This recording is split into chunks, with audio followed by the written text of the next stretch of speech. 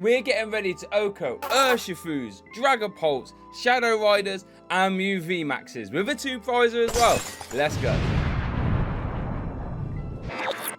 Right then, so we've actually led ourselves Genesect V, so let's talk about what that does. Genesect V is a basic Pokemon 190 HP Fusion Strike Pokemon with that Fusion Strike system ability, which lets you draw up to the amount of Fusion Pokemon you have in play. So if you have 4 Fusion Pokemon in play, you can draw up to have 4 cards in your hand. And the idea is here, if we can flood the board with our Genesects and our Hoopas, we can just keep drawing as many times as we like to as many Genesects as we have out. Pretty cool.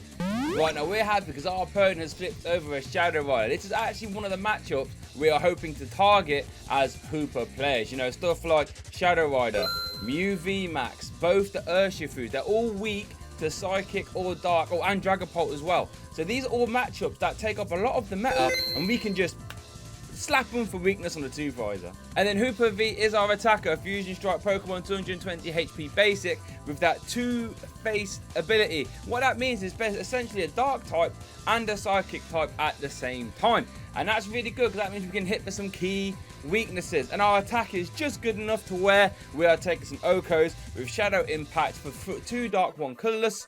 You can do 170 damage. 170 times 2.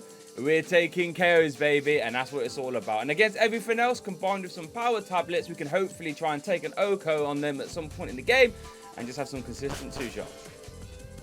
We even have a Quick Ball and a Capture Engine, so it shouldn't be too hard to find a Hoopa and a Deino as well. Happy days. Right, so now would be a good time to tell you what Hydreigon does. Hydreigon is going to be the way we get our energies into play, because what it is, it's got that Dark Trance ability, letting you attach as many Dark energies from your hand to your Pokemon in a turn. So we're going to use that to fuel our Hoopa V.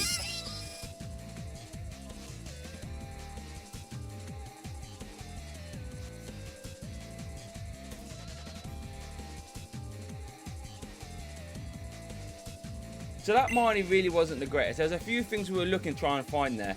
In an ideal world, a Rare Candy and a Hydreigon plus some energies and a supporter would have been perfect if we can get Hydreigon going.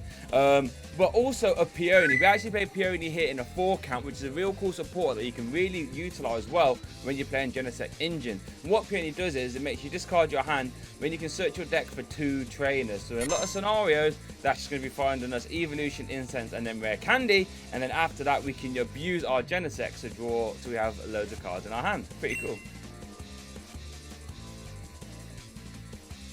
Right, now seeing that Articuno could be interesting because that could mean that we're actually playing against a Mewtwo V Union deck, which again we're not really scared about because it is still weak to Dark.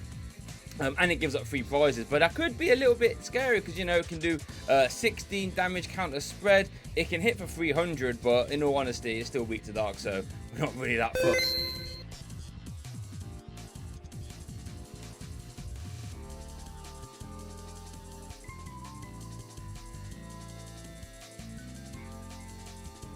And there we go, we saw off the reconstitution that they are Mewtwo V Union pieces in our opponent's deck, so that's one extra thing to worry about, maybe.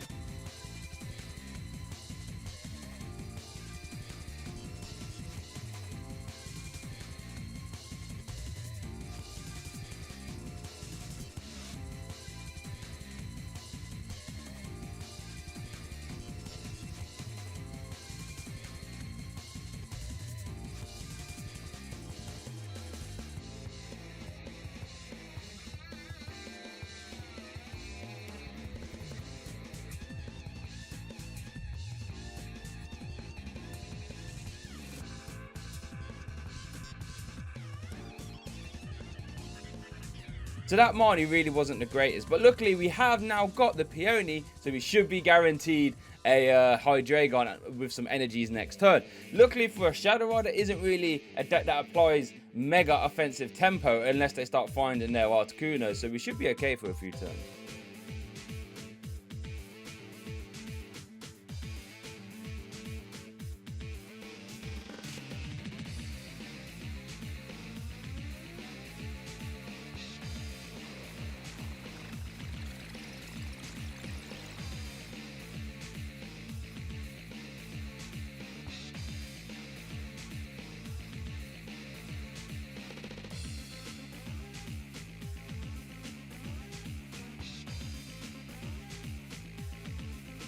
I say that Shadow Rider doesn't apply a lot of offensive pressure, but that is a ton of energy. Golly.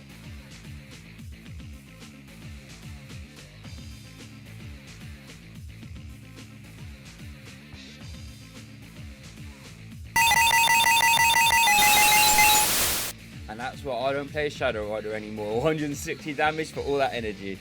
Golly, like getting Genesect off the top there was nice. That means we have some more Fusion Strike systems to play with. We can pay retreat with that Dark Gnome. We can get it back with Training Court as well. So this should be a big free prize turn. And once we get this KO, I don't really see what our opponent can do. And then even if they do that KO, we can just respond anyway with Hydreigon. Super strong and powerful.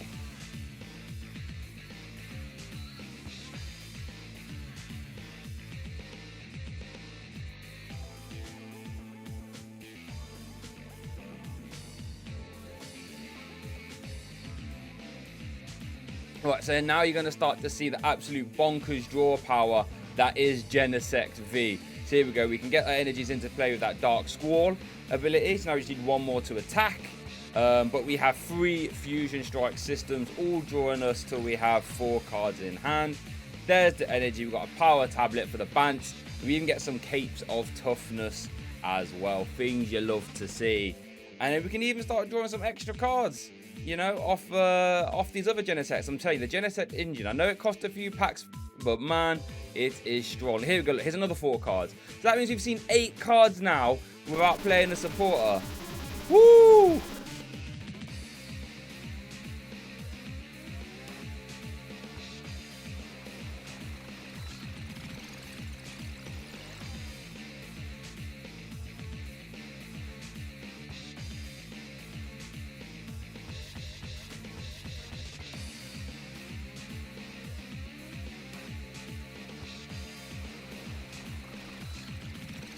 Wow, so our opponent actually pulls off the Mewtwo V Union. That's pretty cool, to be fair. But the worst case scenario for us could be they can Underworld Lord 2 energies to the Mewtwo and then attach 1 for turn. Right, so they have 3 energies on it. And I think its best attack for 3 energy is the one that does a 16 damage counter spread. That's not really going to do a great deal. It can't do the 300 attack. It needs 4th energy for that, the final burn. So even given a preemptive well played there, because I guess they played the research, we know they can't get Marnie out of the boss. But yeah, that's what this Hoopa deck's meant to do, you know, just farm weaknesses. And because you hit for 2 different weaknesses, you hit a whole ton of the meta for weakness. You know, Urshifu, Shadow Riders, Dragapulse, Mew VMAX. These are all decks that you just literally have really good matchups with, just because you can take Okos on a 2 prizer. Pretty nuts.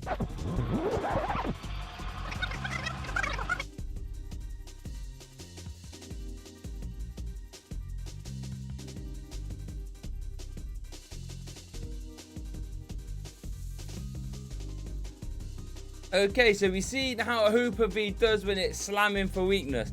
How about we see a game now where we're not hitting for weakness? Can Hoopa hold its own when it's not just slamming for weakness? Let's find out.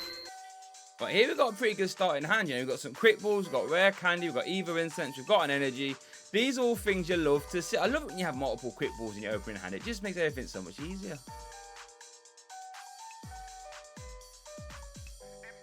But there are some things you have to be careful of here. I am terrified that if we leave this Deino in the active, our opponent can use Volcarona's attack, which does more damage for each basic energy in the discard pile, and then donk our Deino, in which case we're not really doing a lot here. So I think what we're going to have to do is attach a retreat into a Hoopa, which is a bit unfortunate. I think that's what we're going to have to do. We can't attach retreat and go into Genesect because that's weak to fire as well. So funnily enough, as good as the starting hand that was, we had to play it down a little bit weirdly from the offensive pressure of a Volcarona.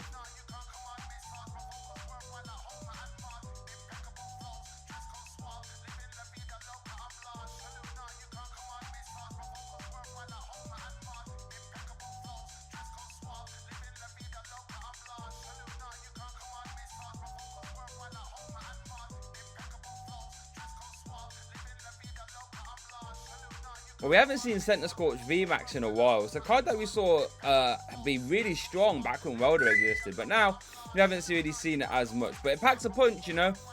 Get to the point where it's going to start one-shotting our Hoopas fairly quickly, actually, so got to be careful.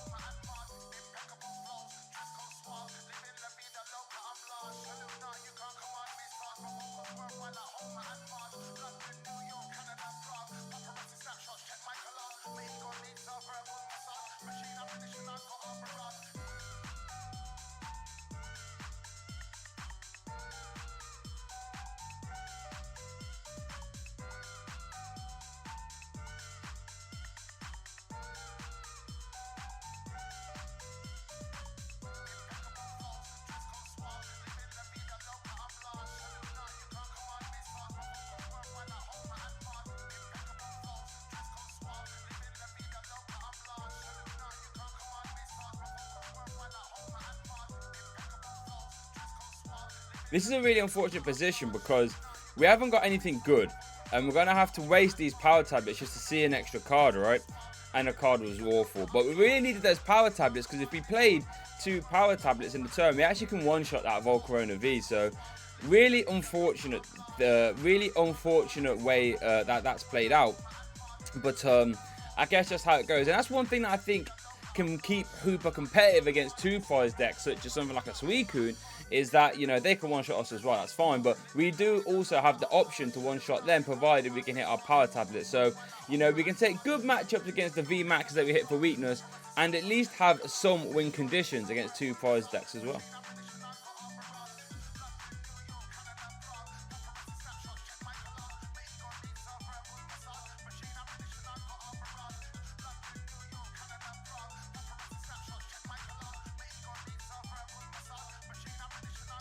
But we get Marnie! Oh my goodness, thank you, my friend.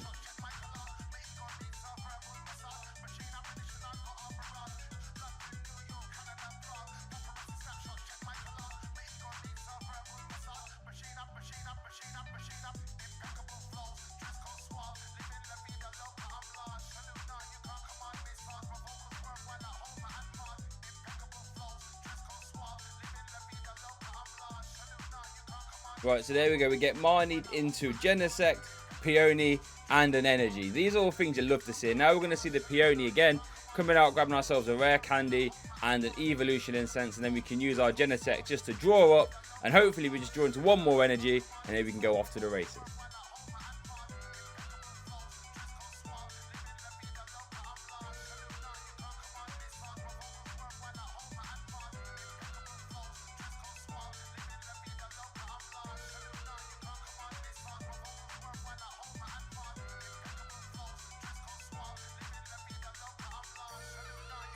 Ooh, that was a little bit close, but we did draw Energy, so now we can two-shot this Centiskorch.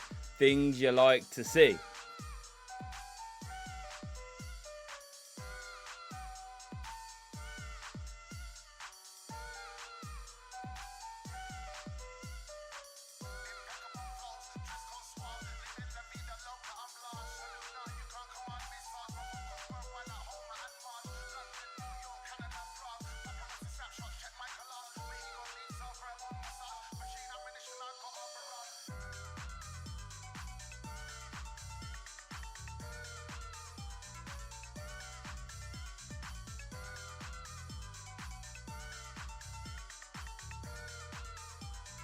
Right, here I actually made a little bit of a mess up. I forgot that Hydreigon has a 3 retreat cost. I thought it had a 2 retreat cost. So, me confidently promoting that Hydreigon was a bit funny. But anyway, let's get back into the gameplay. So, we need to essentially get, well, 3 energies here. 2 more for our Hoopa and then 1 for the Hydreigon. Luckily, Training Court does, you know, grab us one of those energies. As it stands now, though, this hand, this can be one problem with Genesect engines, because in the Mew VMAX deck you have a lot more insta plays, right? A lot of cards you can just dump really fast, but in this deck not as many. So sometimes you aren't going to be able to draw as many cards as you'd like with the Genesect, but you know, it's still, anytime you can see cards like playing support is great. And then you get stuff like quick balls that let you, you know, get rid of cards out of your hand. So here we go. We've still got 2 more Fusion Strike systems to go. Looking for 2 energy, baby. So you can attach these, and you can see right here, I'm going to be like, I'm going to attach this and be like, right, let's just get this Centiskorch out of the way, and we are plain sailing. So I go to that retreat. I'm like, why won't it let Hydreigon retreat? Send me to misplay jail. Oh dear, why don't we get back to it? There we go. So yeah, luckily we Dark Squall again. I mean, we Fusion Strike system again. We draw an energy. Well done, Burton. And and then we can Shadow Impact for KO. So this is a good thing when you watch silly old me play, is that if silly old me can do okay, you see my mistakes, you won't make them, and you will do better than me. Happy fun times.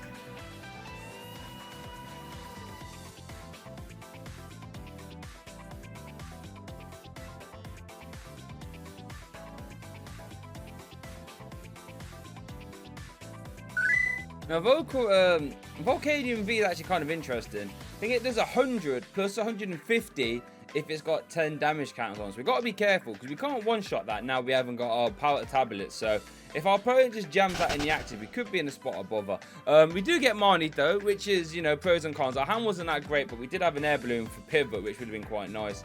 Let's see what we get back. We get back Peonies though, not too bad. And here, if we didn't have to waste those Power Tablets, we could have just played this one Power Tablet, then Peony for another Power Tablet and something else. But unfortunately, that's not how it went.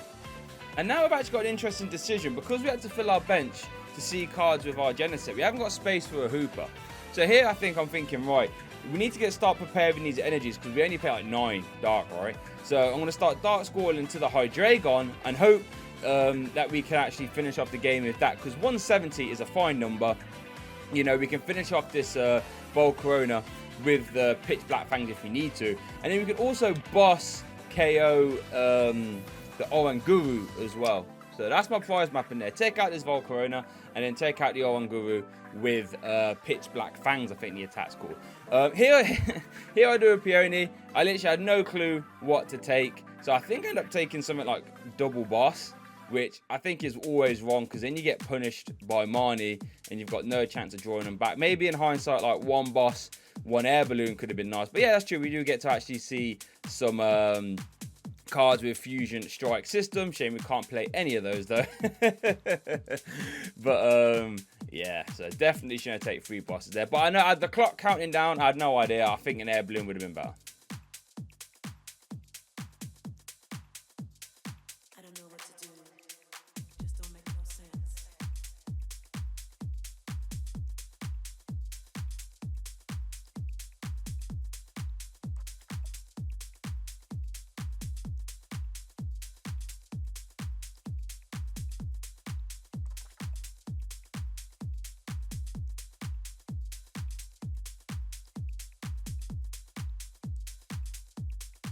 Right, so we just take the KO there. No need to do anything crazy. And I think all we got to do is just hope that we don't get Marnied and then we win next turn. Even if we do get KO'd by some, you know, miracle, we can just get a KO with Hydreigon.